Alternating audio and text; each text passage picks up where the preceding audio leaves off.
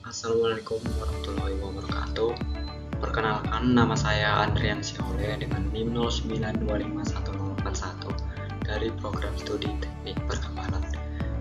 Pada kesempatan kali ini, saya akan membahas sebuah studi kasus yang berkaitan dengan fungsi, domain, limit, dan kontinu. Nah, dalam pembahasan kali ini, saya tidak akan menunjukkan hasil akhirnya, tapi juga akan membahas di mana letak kesalahan mahasiswa yang sering dilakukan dan bagaimana penjelasan yang benar dan bagaimana konsep yang dapat kita pahami dengan cara yang lebih sederhana. Nah, pada kali ini kita akan bahas mulai dari studi kasus yang diberikan itu ada dua soal, yaitu ada dua fungsi yang diberikan, yaitu fx sama dengan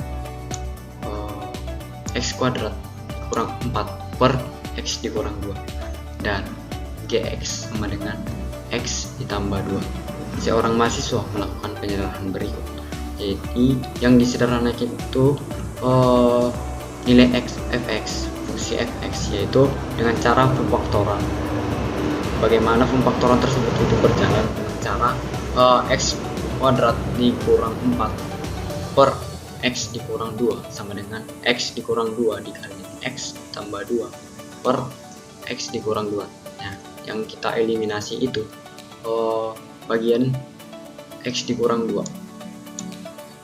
Maka hasil dari fx itu dari penyederhanaan fungsi yaitu sama dengan x ditambah 2. Maka sama dengan nilai gx. Dari persamaan tersebut, mahasiswa dapat menyimpulkan 4 kesimpulan.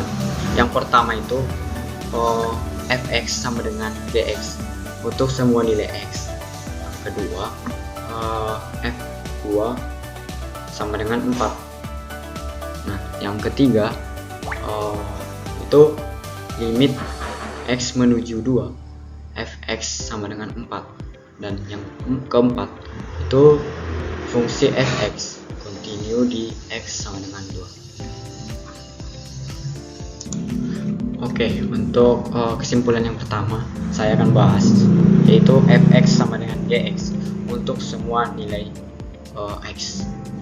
Nah, pada pernyataan tersebut ini merupakan jawabannya salah. Kenapa?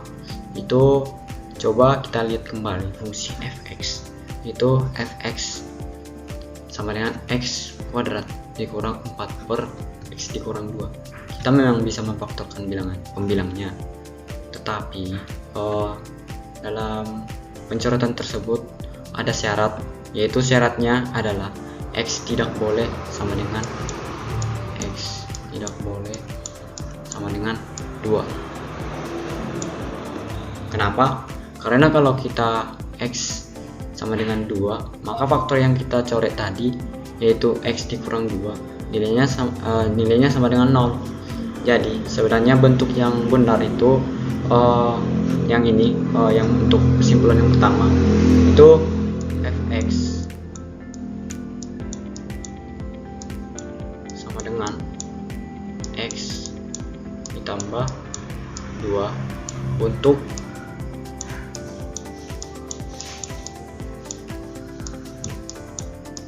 x tidak boleh sama dengan 2. Nah, sedangkan fungsi gx itu tidak ada ngaruhnya. Jadi untuk semua bilangan yang untuk fungsi gx itu terdefinisi bilangannya itu real. Jadi memang untuk x tidak sama dengan 2, fx dan gx itu mempunyai nilai yang sama. Tetapi x sama dengan 2, keduanya berbeda dari sisi domain. Jadi kesalahan mahasiswa di sini adalah menganggap penyederhanaan rumus otomatis membuat kedua fungsi menjadi sama untuk nilai x tanpa memperhatikan domainnya. Selanjutnya yaitu kesimpulan yang kedua, yaitu f2 sama dengan 4. Nah, pada pernyataan yang kedua ini kita itu mencoba substitusi nilai x sama dengan 2 langsung ke fungsi fx. kita dapat bahwasanya fx itu f2 sama dengan 2 kuadrat dikurang 4 per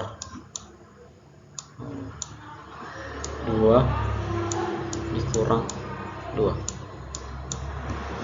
Nah, pembilangnya itu adalah 4 dikurang 4 sama dengan 0. Ini 4 dikurang 4 itu sama dengan 0. Sedangkan penyebutnya itu 2 dikurang 2. Sehingga kita mendapatkan bentuk 0 per 0. Jadi dapat disimpulkan bahwasanya pernyataan yang kedua ini salah. Nah, yang mungkin muncul pernyataan atau kalau setelah disederhanakan menjadi x ditambah 2, bukankah ketika x sama dengan 2 hasilnya 4? Nah, ini bagian yang penting. Memang 2 ditambah 2 sama dengan 4, tetapi angka 4 tersebut bukan nilai f2.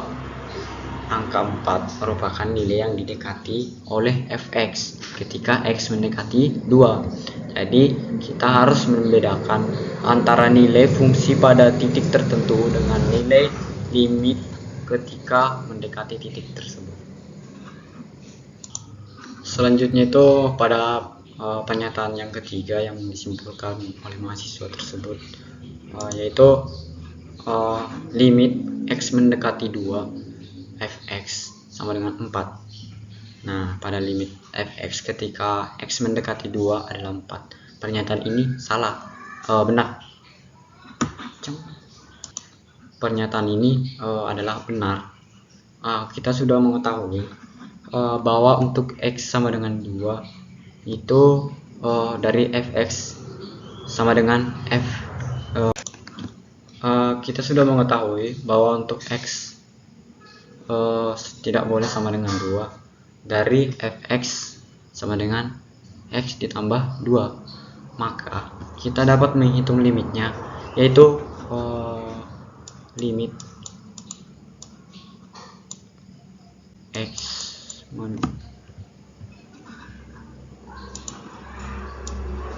limit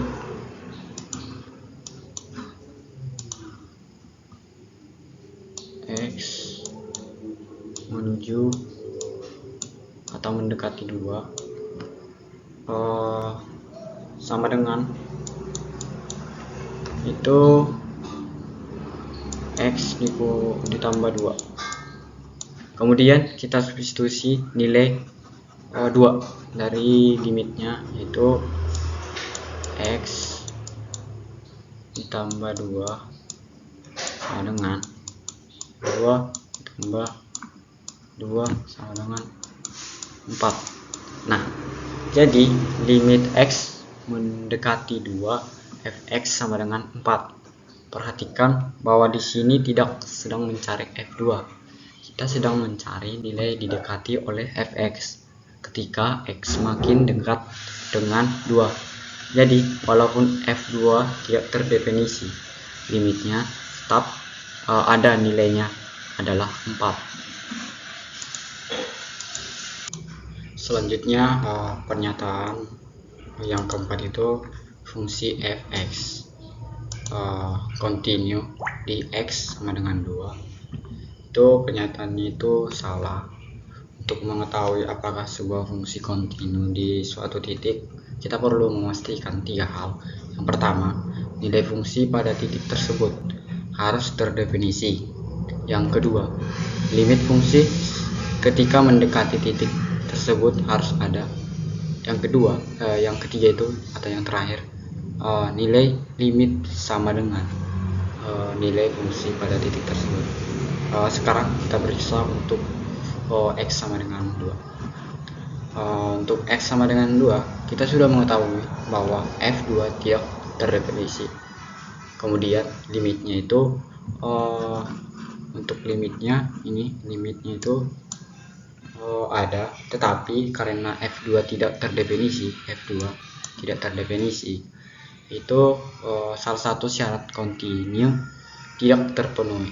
Oleh karena itu, fx tidak kontinu terhadap x sama dengan 2. Jadi kesalahan mahasiswa adalah menganggap karena limitnya ada dan bernilai 4, maka fungsi otoritas kontinu pada limit ada belum tentu berpada fungsi kontinu.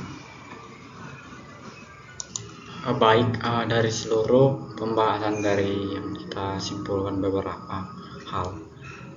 Pertama, fx dan gx memiliki rumus sama setelah penyederhanaan untuk x tidak boleh sama dengan 2, tetapi keduanya fungsi yang sama untuk semua nilai x karena memiliki domain yang berbeda. Kedua, f2 tidak terdefinisi ketika limit fx ketika x mendekati 2 adalah 4. Dan keempat, yang selanjutnya itu fx tidak kontinu di x sama dengan 2 karena f2 tidak terdefinisi. Hal paling penting yang dapat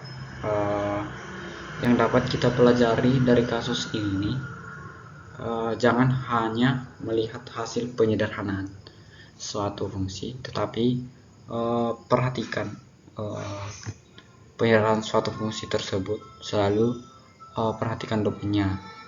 Terus karena dalam matematika rumus saja belum cukup untuk menentukan sebuah fungsi. Demikian pembahasan yang mengenal studi kasus fungsi, limit, dan kontinu. Terima kasih dan atas perhatian dan waktunya. Saya Andrian Siole.